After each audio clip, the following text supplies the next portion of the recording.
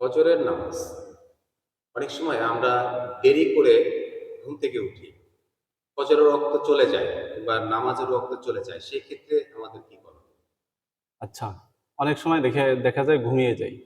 ঘুমিয়ে গেলে ফজরের নামাজের ওক্তটাই চলে যায়। হঠাৎ করে ঘুম ভেঙে দেখি 6টা বা 7টা বেজে গিয়েছে। এখন করণীয় হলো, রাসূলের হাদিস এবং সুন্নাহ থেকে যেটা বোঝা যায়, তাহলে তার জন্য করণীয় হলো সে ঝটপট ঘুম থেকে উঠবে।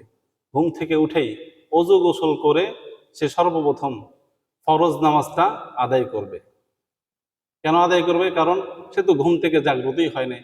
রাসূলের এরকম হয়েছে, জিহাদের ময়দানে গিয়েছে, সাহাবাই কেরামও ঘুমিয়ে গিয়েছে, রাসূলও ঘুমিয়ে গিয়েছে।